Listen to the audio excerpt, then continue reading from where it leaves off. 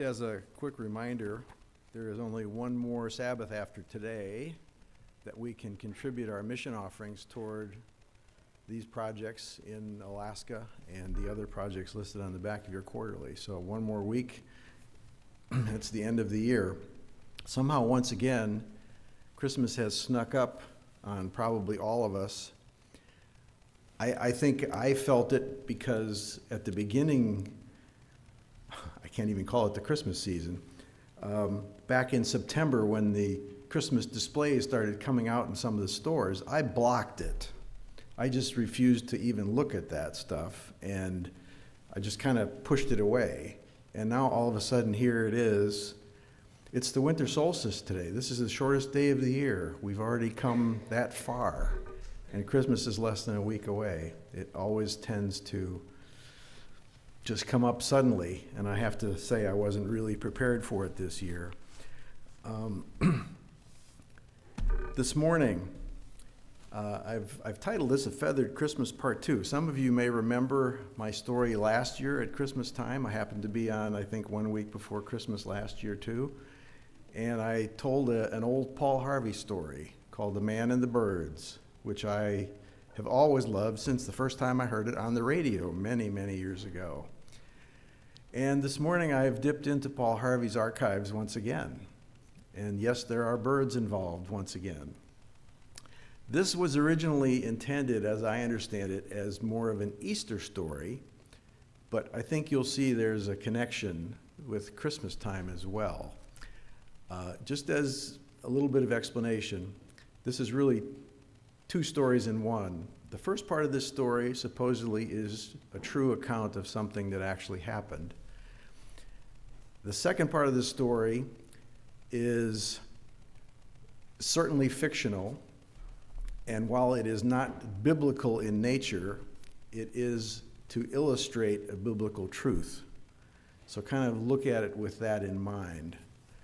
You wouldn't probably use this story necessarily to give a Bible study to someone, but I think it has some important thought-provoking elements to it. So this story,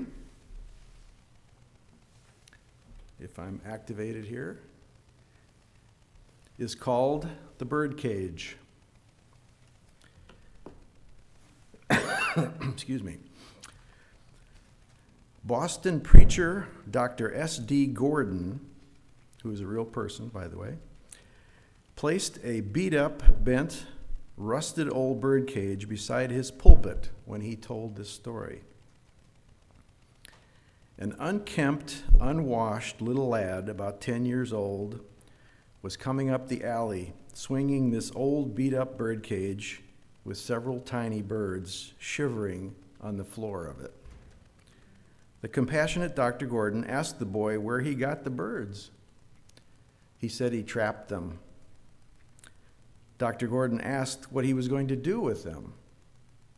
The boy said he was going to play with them and have fun with them. The preacher said, well, sooner or later, you're going to get tired of them. Then what are you going to do with them? The lad thought a moment and then said, I have some cats at home. They like birds. I'll feed them to my cats. After a quick moment of reflection, Dr. Gordon said, son, how much do you want for the birds? The boy reacted with a look of surprise and confusion, finally saying, mister, you don't want these birds. They're just plain old field birds. They can't even sing. They're ugly.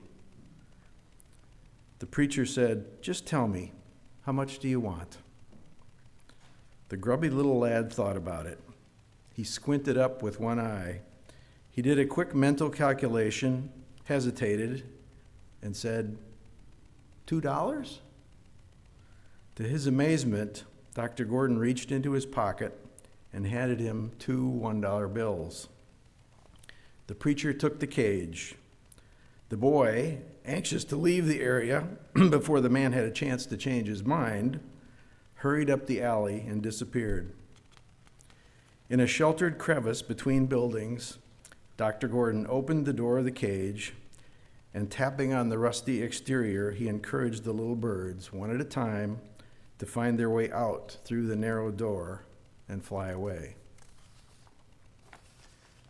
So this little story having accounted for the empty birdcage beside his pulpit, the preacher went on to tell what seemed at first like a separate story about how once upon a time, Jesus and the devil had engaged in a conversation.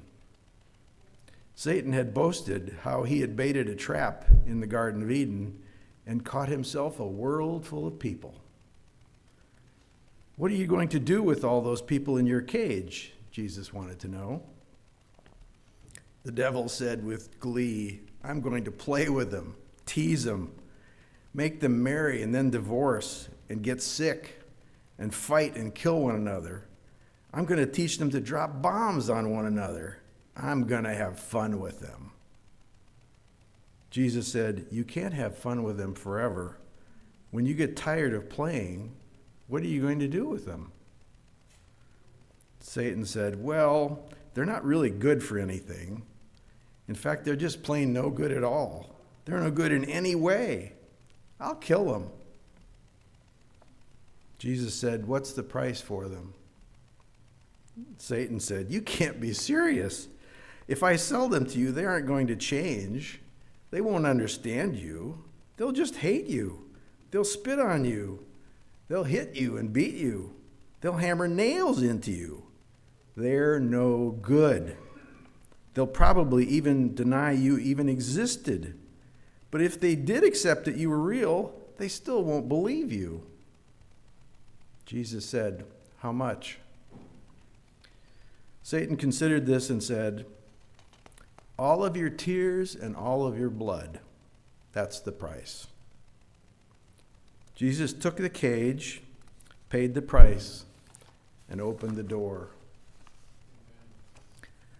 The meaning of Christmas in its full context could be described this way. Greater love than we can fathom drove Jesus to give up heaven to become a humble human in our rebellious and fallen world. He lived a perfect life of love in the middle of all this wickedness to show us that it could be done. Think about it. He was greatly misunderstood, even by his closest friends, criticized for the company he kept, framed for crimes he did not commit, and then rushed off to execution, all without complaint. If the story ended there, however, Jesus might be remembered as just one of many men who have shared similar fates. A noble character who met an unfortunate end, a martyr perhaps.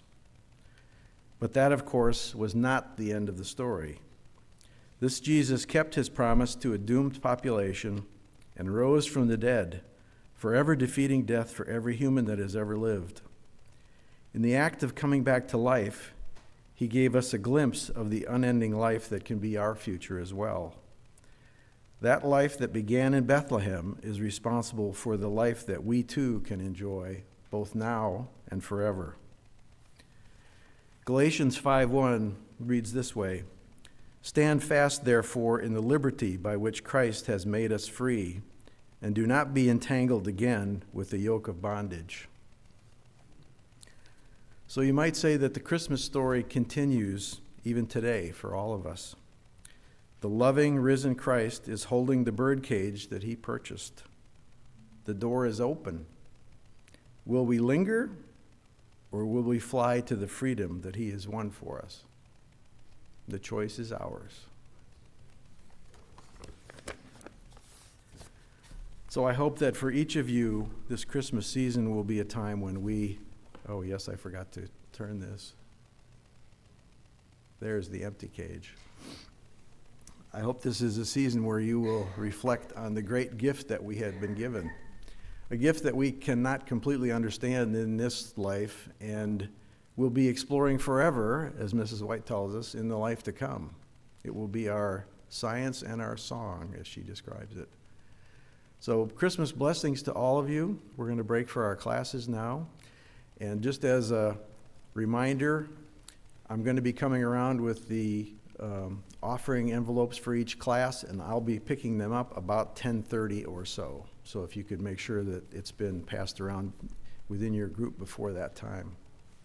Happy Sabbath.